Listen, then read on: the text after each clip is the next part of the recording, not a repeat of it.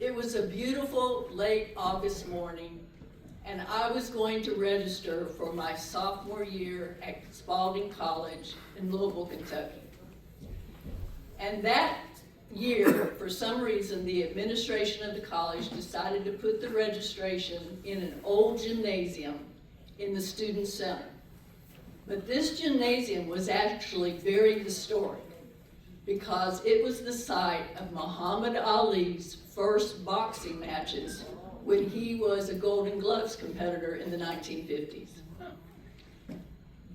And this building, the Student Center, had been a civic center for the city of Louisville, but Spalding had taken it over to be the Student Center, and they had let the gymnasium go to ruin. So normally it was just a dusty gray hole in the wall that was locked away. But that day they had cleaned it up, and it had skylights. And so the whole room was suffused in this golden sunlight.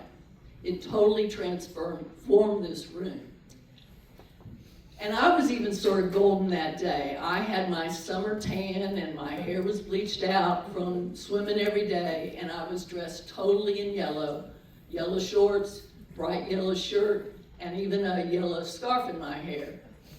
And so I got in line, and this was prehistory when there were no computers for doing anything for registration. So it took a while to get through registration. So I was standing there talking to some classmates when out of the corner of my eye, I saw this male apparition. Now you have to realize, in 1972, almost all males at Spalding College were an apparition because it had been an all-female college until the late 1960s. But this male apparition was totally different. He looked like he had just come off a romance novel cover. I mean, he had the sun-streaked hair, he had the tan that made him look like he had been dipped in caramel. He had broad shoulders and narrow hips, and this gorgeous smile with perfectly white teeth that had never seen braces. And so I say to myself, who is this guy?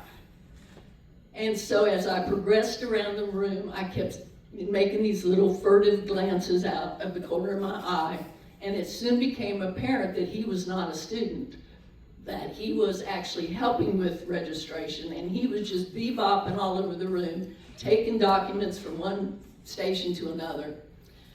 But by the time I got to the end of the line and had paid my fees and gotten on my schedule for the fall, I just put him out of my mind because I knew that no one that looked like that would ever be interested in me.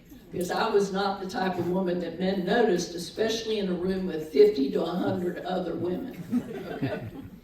And I never saw him again the rest of the semester. He disappeared.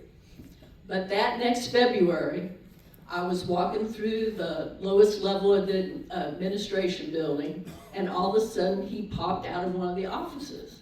And he was dressed fit to kill.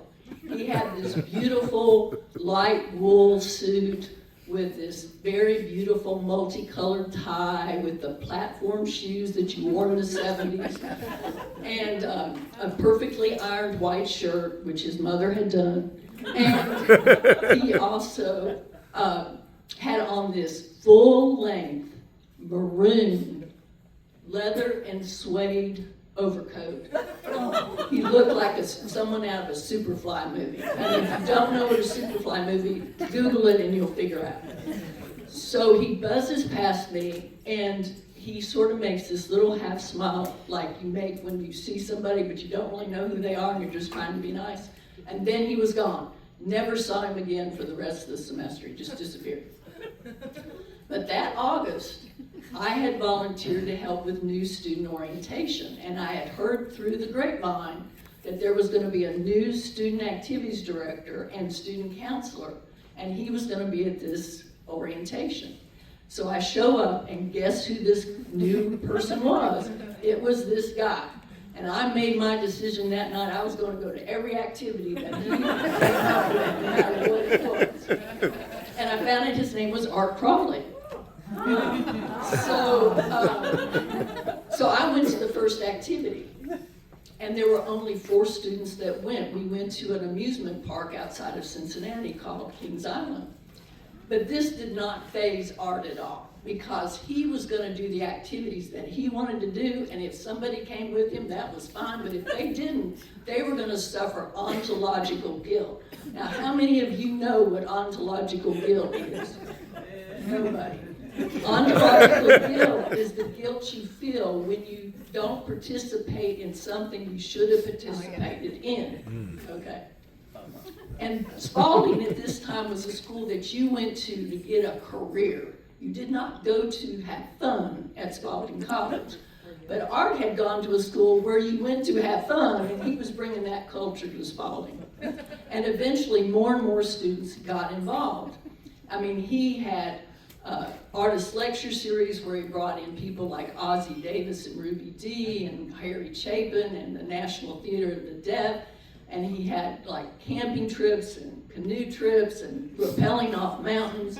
He became the student center manager, and he helped with making student dances and even a dinner theater. And then he became athletic director, and he started a women's basketball team, and he got the gymnasium renovated. I mean, he was just like the little Mr. Energizer Bunny.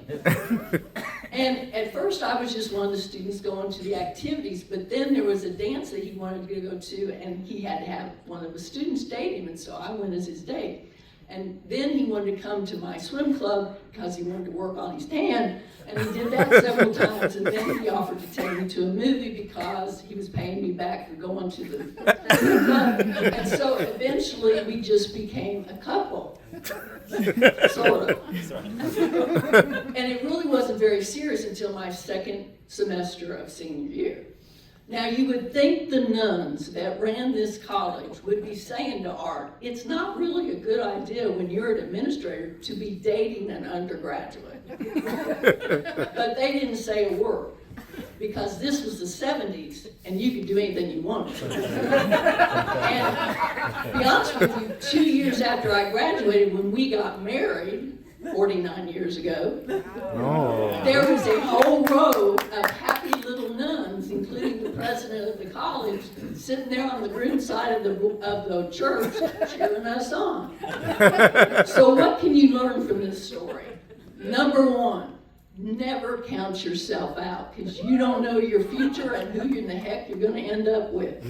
Number 2, be willing to take calculated risks. Because if you don't put yourself out there, nothing's going to change. And number 3, this has worked not only for my personal life, but my professional life. Know when to say yes. Because to be honest, once you're an adult, the only person saying no to you is yourself. That's right.